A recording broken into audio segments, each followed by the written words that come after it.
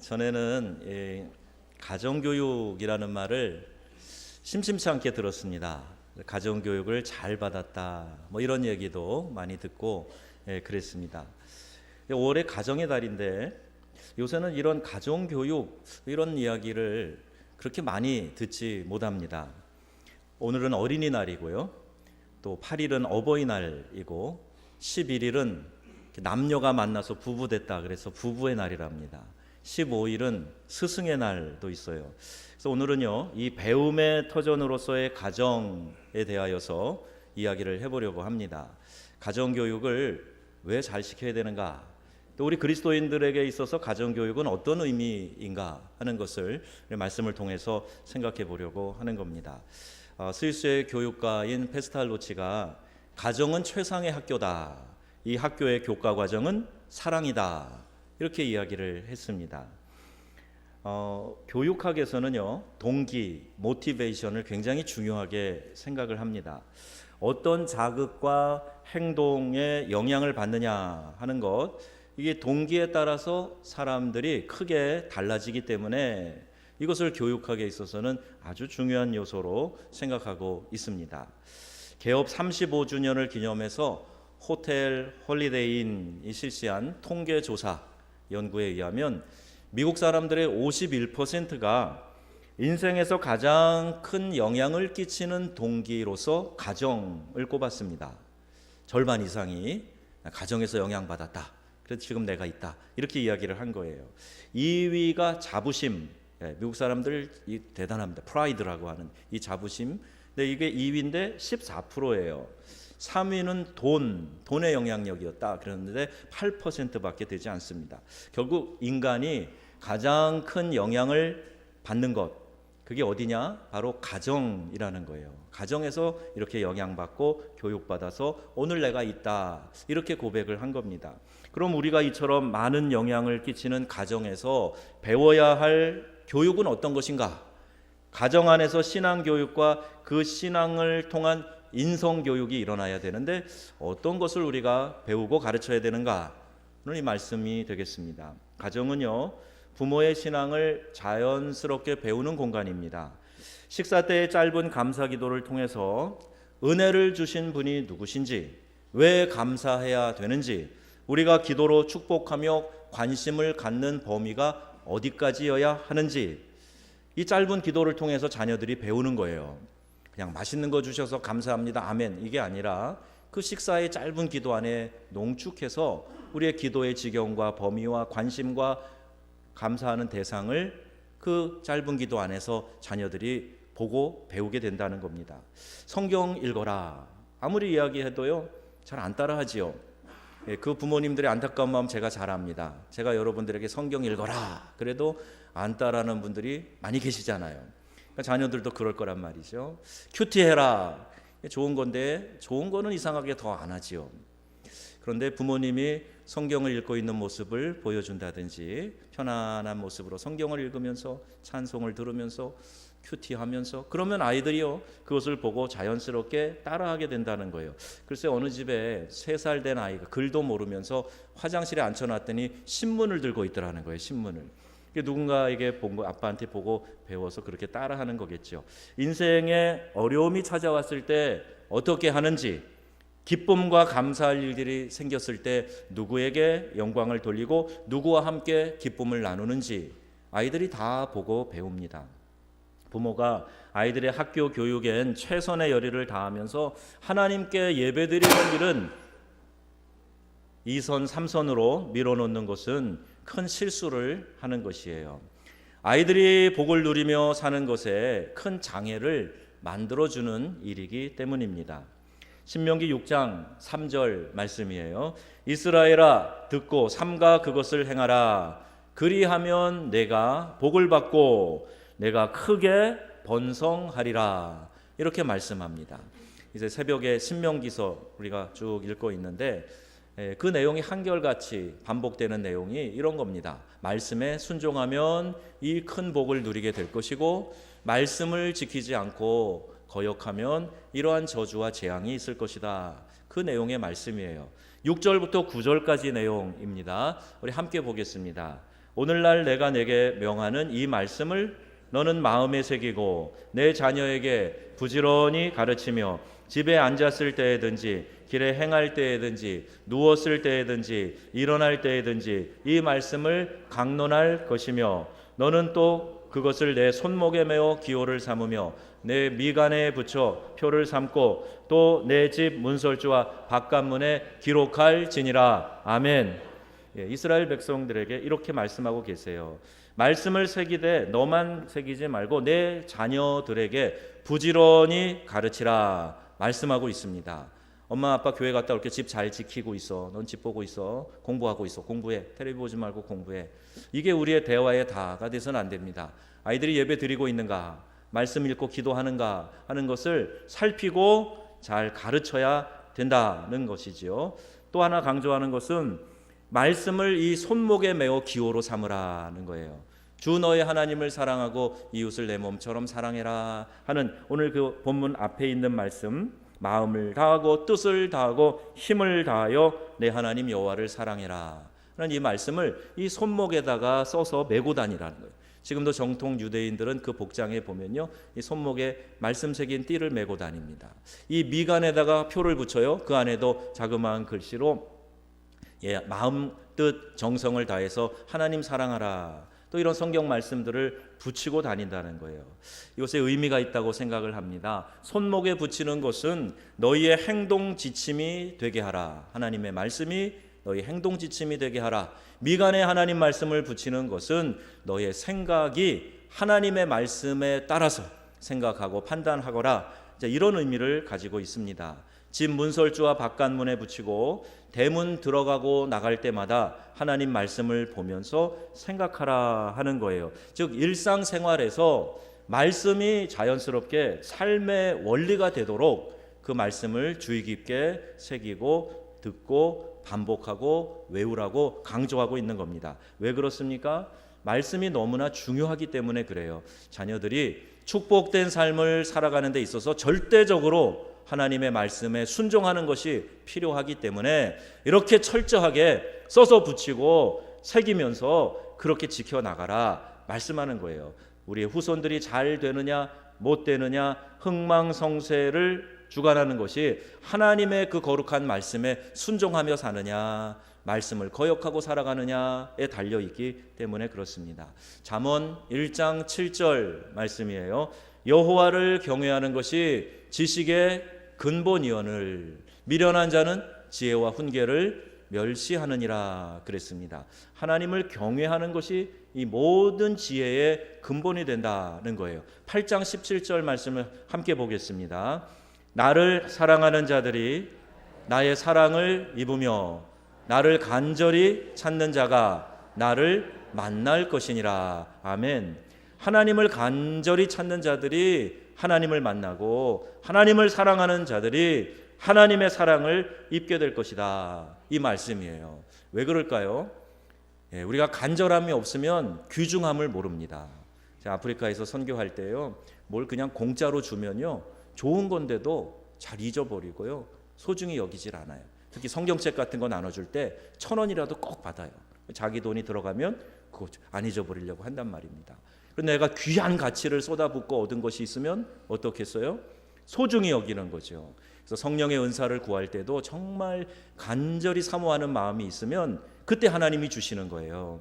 그러지 않고 그냥 슬렁슬렁 대충대충 할 때 주시지 않습니다. 프랑스에서는요, 관공서나 학교에서 공복과 수용이라고 하는 편지를 보내요. 언제까지 관청에 나오시오, 학교에 나오시오, 그런 내용입니다. 그 위력이 대단합니다. 학교나 관청에서 만나자고 하면 만사 제쳐놓고 갑니다. 여행 중에 있어도 막 떼제배 타고 다시 올라와서 만나러 가고요. 그날은요, 병원에 입원했다가도 나와서 관공서에 가서 만나고요. 그렇게 열심히 만사 제쳐놓고 가는 거예요. 안 가면 체류 문제라든지 세금 폭탄을 만든다든지 하는 자기 손해, 큰 손해가 따르기 때문에 어떻게 해서든지 그 시간 지켜서 가려고 하는 거예요. 여러분, 예배 시간은 하나님이 우리에게 공복과 수용 보낸 거예요.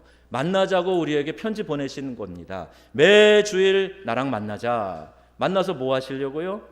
하나님이 우리에게 은혜 주시기 위해서 만나서 교제하고 복 주시려고 이 복 주시는 날에 내 앞으로 나와라. 이렇게 우리를 초청하신 거예요.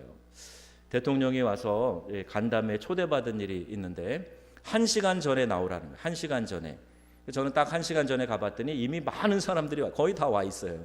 그리고 초청장을 이렇게 이름 일일이 확인하면서 들여보내주고 어디 앉으라고 자리 잡아주고 주의사항을 한참 이야기하고 그러는데 짜증내는 사람이 하나도 없더라고요.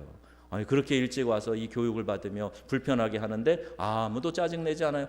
일국의 대통령이 와서 만나자 그래도 영광으로 알고 그 자리에 가서 1시간 전에 자리 지키고 주의사항 듣고 그러고 있는데 만왕의 왕이신 하나님 앞에 예배자로 나오면서 우리의 예배의 자세가 어떤가 그걸 돌이켜 봐야 됩니다. 구경하러 오는 게 아니에요. 나 즐기려고 오는 게 아닙니다. 하나님을 예배하기 위해서 오는 거고요. 그렇게 진정한 예배를 드리게 될 때 하나님이 우리에게 은혜 부어주시는 줄로 믿습니다. 사랑하는 마음으로 간절히 하나님 찾는데 안 만나주실 하나님이 아니시고 그렇게 찾지 않으면 안 만나주시는 거예요. 그래서 우리 예배의 원리를 요한복음 4장에 말씀하시는데요. 아버지께 참되게 예배하는 자들은 영과 진리로 예배할 때가 오나니 곧 이때라. 같이 읽겠습니다. 아버지께서는 자기에게 이렇게 예배하는 자들을 찾으시느니라. 아멘. 찾는다는 거예요. 찾으신다는 거예요. 찾는다는 말의 의미가 뭡니까? 발견하기가 그리 쉽지 않다는 거예요. 적극적인 의지를 가지고 해야 우리가 찾아지는 것 아니겠어요? 하나님이 이 시간에도 찾고 계십니다. 참된 예배자를 찾고 계십니다. 마음을 다 들여서 하나님을 예배하는 사람을 이 시간에도 찾고 계신다는 말이에요. 여러분들이 참 예배자가 되셔서 큰 은혜 받으시기를 주님의 이름으로 축복합니다. 하나님의 초대는 우리에게 밥이나 한 끼 먹자는 초대가 아니에요. 얼마간의 용돈이 생기는 그런 초대가 아닙니다. 내 삶의 가장 중요한 분, 나의 구원자이시며 나의 축복의 근원이신 그분이 우리를 초대하시고 만나주시고 내 삶의 문제에 귀를 기울여 주시는 분이다. 얼마나 영광스러운 일이에요. 그분이 나를 지금 초대하고 나와 만나자고 말씀하고 계시는 거예요. 만나면 상한 마음을 우리 하나님께서 치료해 주시고 지친 심령을 우리 주님께서 새롭게 회복시켜 주시고 병을 고쳐 주시고 또한 문제도 해결해 주실 것입니다. 진정으로 주님을 찾고 하나님 만나면 이런 역사가 일어나는 거예요. 저는 우리 교회 모든 공예배가 하나님 만나는 거룩한 시간이 되기를 원합니다. 중심으로 하나님을 예배하는 성도님들이 가득 찬 그런 예배가 되기를 원합니다. 마지못해서 체면 세우기 위해서 다른 누구를 위해서 오는 것이 아니라 예배에 참석하는 것 이 본질은 내가 하나님 만나서 그 하나님으로부터 은혜와 복을 누리자 하는 것이에요. 여러분 함께 외쳐보시면 좋겠습니다. 예배 지키면 인생 지켜주신다. 네, 좀 더 큰 소리로 한번 해볼까요? 예배 지키면 인생 지켜주신다. 아멘이십니까? 아멘. 예, 내가 예배를 잘 지키면 하나님이 보호해 주시고 지켜주신다 하는 겁니다. 주님의 몸인 교회에서 봉사하는 일, 제대로 된 헌금 생활하는 일, 사랑으로 다른 사람을 섬기고 돌보는 일, 이 모든 복받는 일은 이상하게 교회에서 목회자가 설교해서 착착 잘 되는 일이 많지 않더라고요. 어떻게 할 때 잘 되나 봤더니요, 옆에 있는 교인들을 보고 배웁니다. 더 쉽게는요, 집에서 엄마 아빠가 어떻게 하는지 보고 배웁니다. 그러니까 우리의 배움의 대상은 가까이 있는 우리 함께 신앙하는 사람들이요, 또 가정에서 형제 자매들, 우리 부모님들이에요.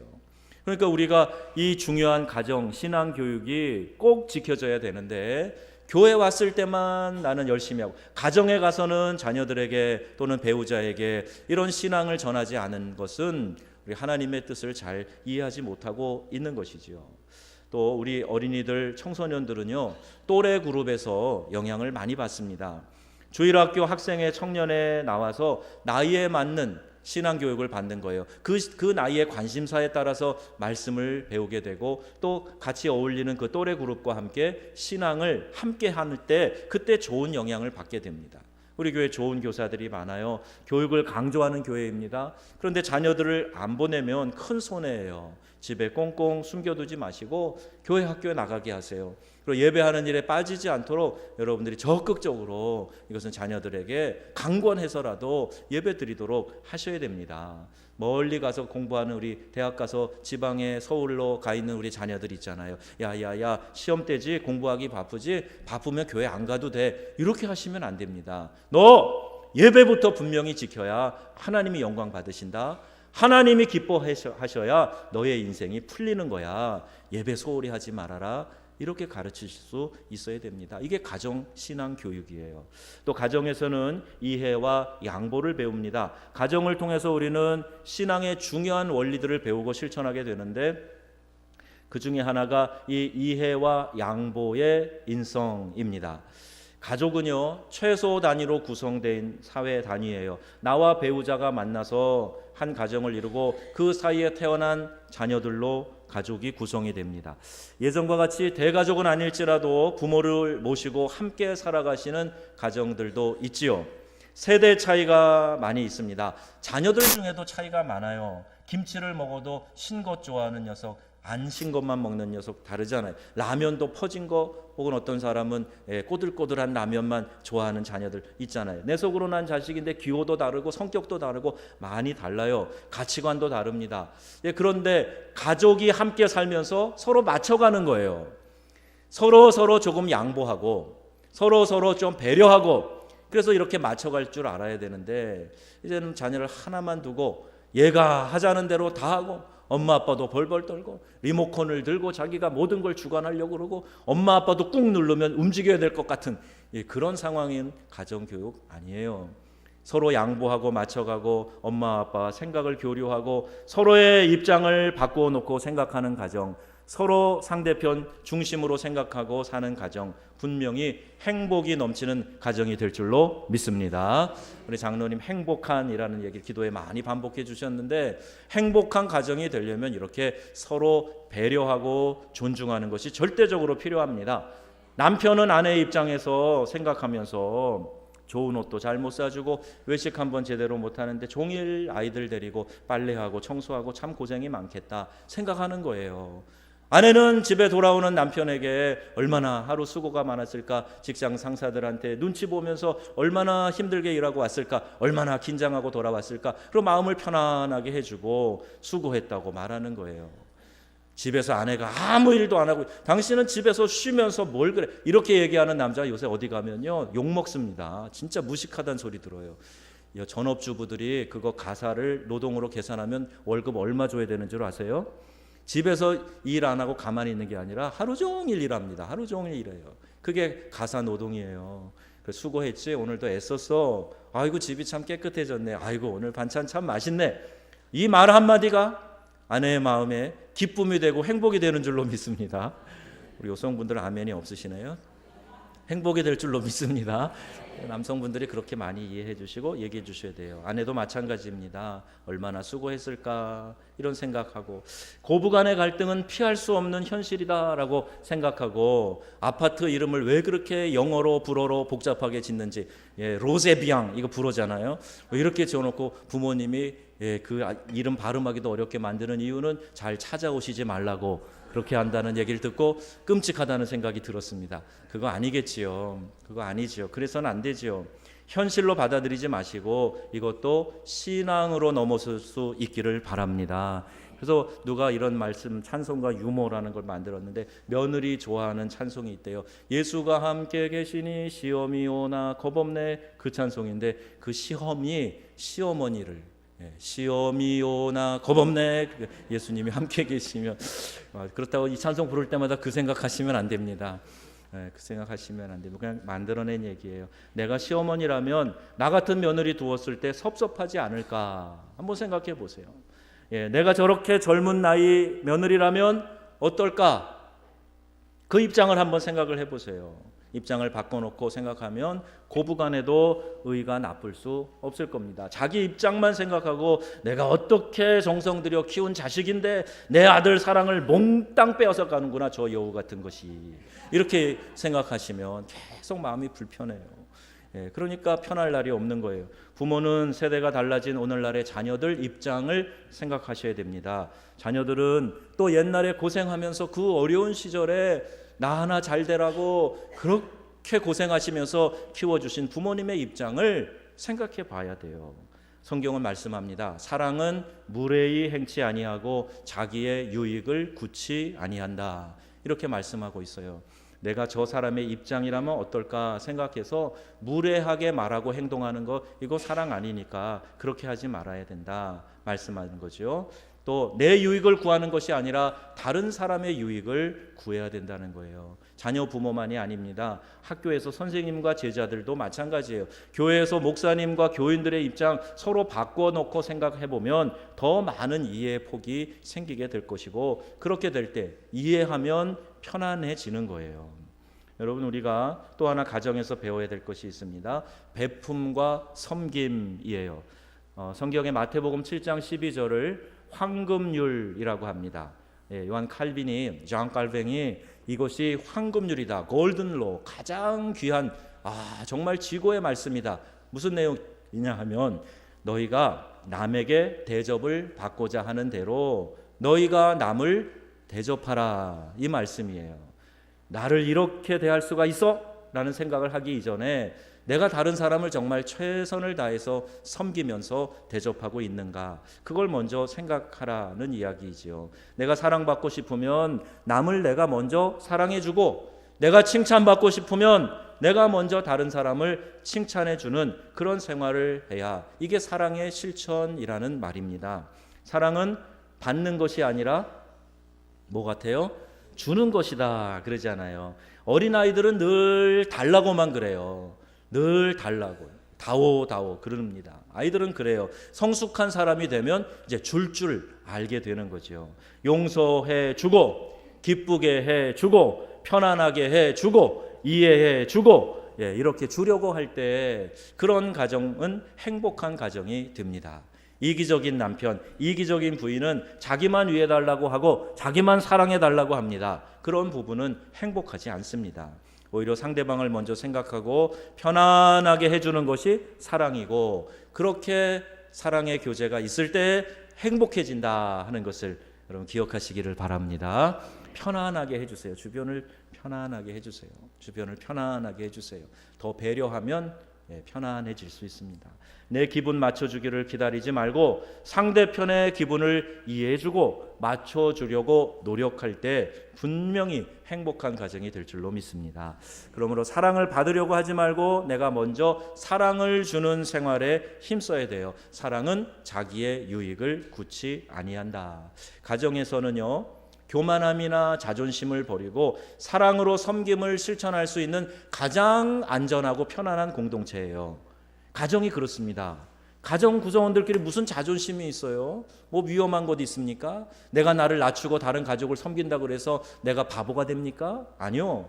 가정은 제일 편안한 곳이에요. 그런데 가정에서도 사랑의 섬김을 실천하지 못하는 사람이 밖에 나가서 직장에서 친구들과 동료들과 더 어렵지요. 가정에서 먼저 섬기는 훈련을 잘 하고 사회에 나가야 인정받는 사람이 돼요. 사회는요, 서로 각축장입니다. 서로 경쟁을 해서 조금이라도 앞서가기 위해서 짓밟고 올라가는 것이 사회라 그러잖아요. 그런 곳에서 우리가 남을 섬기고 남을 더 존대하고 다른 사람을 위해서 내가 희생을 감수하면요, 빛나게 되는 거예요. 그래서 그 사람은 오히려 더 인정받고, 그리고 그리스도의 사랑을 실천하는 가치 때문에 더 많은 사람들에게 존귀한 자가 되는 것입니다. 경쟁에 뛰어들려 하지 마시고 섬기는 일에 더 나서시기를 주님의 이름으로 부탁합니다. 가정 안에서 부부끼리, 식구들끼리 무슨 자존심 필요해요? 무슨 교만한 이유가 있습니까? 교회 공동체도 영적인 가정 공동체예요. 마찬가지입니다. 젊은 녀석들이 와서 먼저 인사해야지, 그러면서 막 장로님들이 화내는 교회가 있었어요. 제가 섬기던 교회 중에, 교회 학교 전도사님 섬길 때 그래서 참 곤란해서 그때 말씀드렸죠. 어른들이 먼저 가서 야 반갑다 왔어 먼저 인사해 보세요. 그 다음에 인사 안 할 녀석 있는가?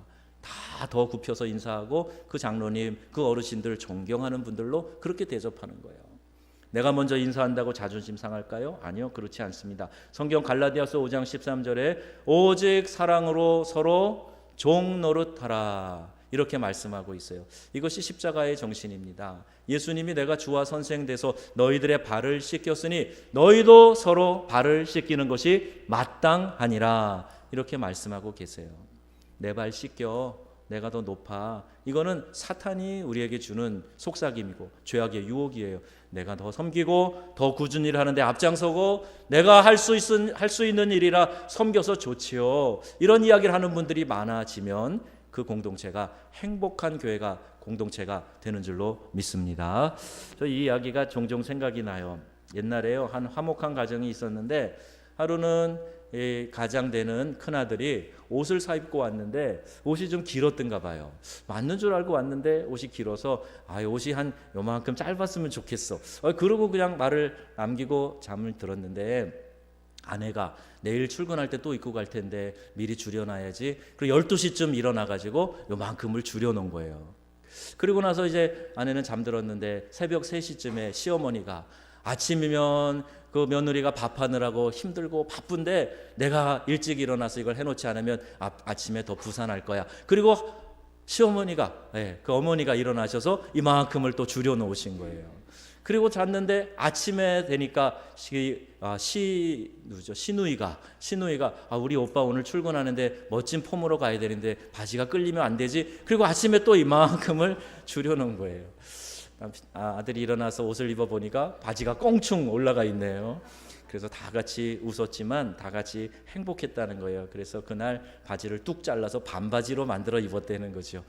다 같이 행복을 경험하는 화목해진 그런 시간입니다. 왜? 먼저 섬기려고 했기 때문에. 다른 사람보다 내가 더 먼저 수고하면 되지, 이런 마음 때문에 에피소드가 일어났지만 참 행복한 시간을 보내게 된 거죠. 여러분, 내가 먼저 겸손히 섬기는 생활을 하시기 바랍니다. 세상에서 가장 삭막하고 외로운 장소가 어딘가? 사랑이 없는 곳이에요.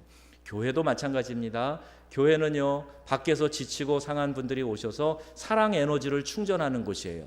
교회는 사랑 발전소입니다. 사랑의 근원이신 하나님이 계시고 그 하나님의 사랑이 우리에게 먼저 젖어드는 곳이 교회예요. 이 교회는 다른 어떤 일에 바쁘는 것보다도 가장 먼저 해야 되는 일이 그리스도의 사랑을 우리에게 충만하게 하는 일입니다. 예배를 통해서 주님의 사랑을 느끼고 영적인 교제, 또 우리가 내일 또 소풍 가요. 소풍 가면서 함께 평소에 이야기 못 나누던 사람들, 눈인사만 하던 사람들에게 가서 말도 걸어보고 같이 또 게임도 하면서 손도 잡아보고 이러면서 우리가 그리스도의 사랑을 나누는 아주 귀한 시간이에요. 이 영적인 교제, 코이노니아 빠지면 안 됩니다. 가정이 사랑의 보금자리인 것처럼 영적인 가족인 교회도 이 사랑의 보금자리 발전소가 되어야 됩니다. 저희 교회는 3대가 같이 출석하는 가정이 제법 많습니다.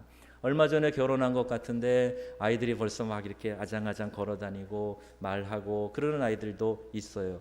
참 재미있는 것은요, 이제 그 갓난아기들, 조그만 아기들뿐 아니라 좀 자란 애들, 초등학생들, 중고등학생들 보면요, 어쩌면 그렇게 제 부모님 말투를 닮았는가 몰라요. 저희 아이들도 그렇습니다. 우리 아이도 프랑스에서 청소년기를 보낼 때 목사님하고 똑같아요. 그래서 우리 딸은요, 여자 권영준이라는 별명이 있었고요, 우리 아들은 걷는 뒷모습이 저랑 똑같다고 놀림을 받기도 하고 그랬습니다.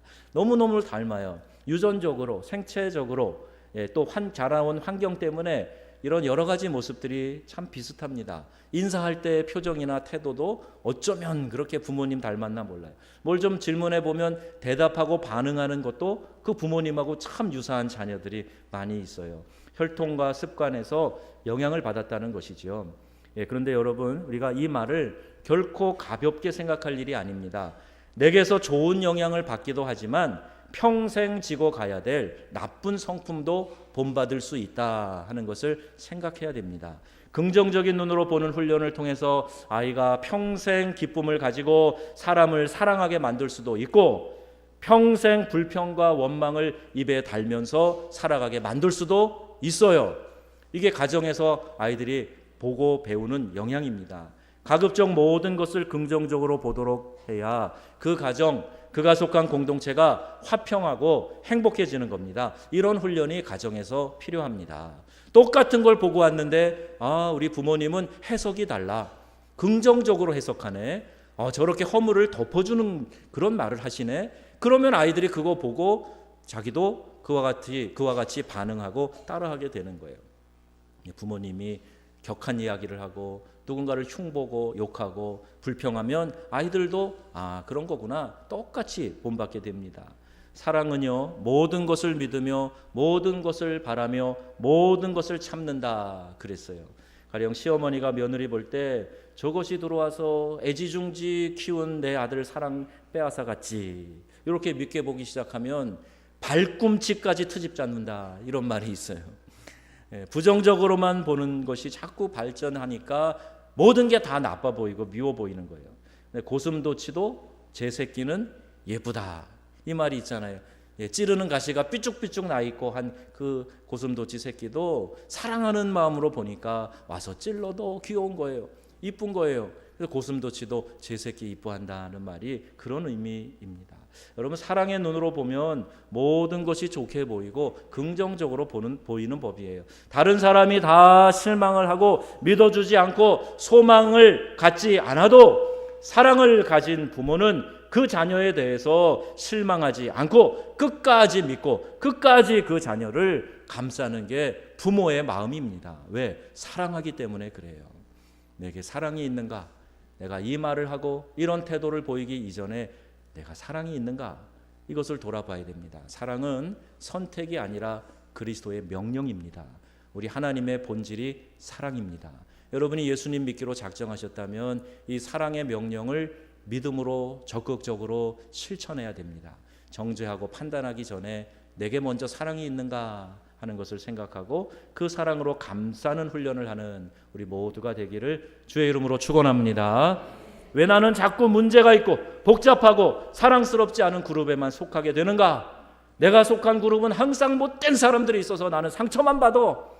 그런 생각이 드십니까? 나는 참 운이 없다 이런 생각이 드십니까? 그러면 여러분 혹시 내가 문제의 불씨가 아닌가 하는 것도 생각할 수 있어야 돼요. 내가 행복하면요 주변의 행복을 전염시키거든요. 내가 기쁨이 충만하면 주변 사람들에게 그 기쁨이 흘러가게 되어 있어요. 내가 짜증을 내면 주변 사람도 짜증하고 불평하게 되어 있습니다. 이런 속담 들어보셨어요? 거울은 결코 먼저 웃지 않는다. 이런 속담이에요. 여러분 집에 가서 이 거울을 보시고 혹시 거울이 내가 웃기 전에 먼저 웃는 거울이 있으면 저한테 얘기해 주세요. 제가 100만 원에 사겠습니다. 그런 거울 100만 원에 사겠어요. 거울은 아니에요. 나를 비춰주는 거예요. 그래서 뭐 몇 초의 차이가 있을지 몰라도 내가 먼저 웃어야 거울이 웃는 겁니다. 저 사람은 쌀쌀맞아. 저 사람은 사랑이 없어. 저 사람은 나에게 아무 선도 행하지 않아. 그 말을 하기 이전에 내가 그 사람에게 나의 거울인 나의 이웃에게 그렇게 하고 있는가 하는 것을 먼저 점검해 보라는 이야기예요. 우리 성도들은 가정에서도 긍정적인 눈을 가지고 바라보는 훈련을 해야 됩니다. 아무리 훌륭한 사람도 단점이 있는 법이고 아무리 몹쓸 사람 같이 보여도 어느 구석인가는 장점이 있는 법입니다. 좋은 것 바라보고 그것을 자꾸 이야기해주고 강화해주면 나쁜 것은 좋지 않은 것은 슬그머니 줄어들거나 없어지게 되는 것이지요. 성도 여러분, 가정은 교육의 터전입니다. 좋은 신앙 교육과 이를 통한 아름다운 인성 교육이 가정에서 일어나기를 이 5월 가정의 달에 여러분의 가정이 더욱 그래서 행복해지기를 우리 교회 공동체가 이 영적인 가족이 더욱 행복해지고 은혜가 풍성해지기를 우리 주 예수님의 이름으로 축원합니다. 아멘.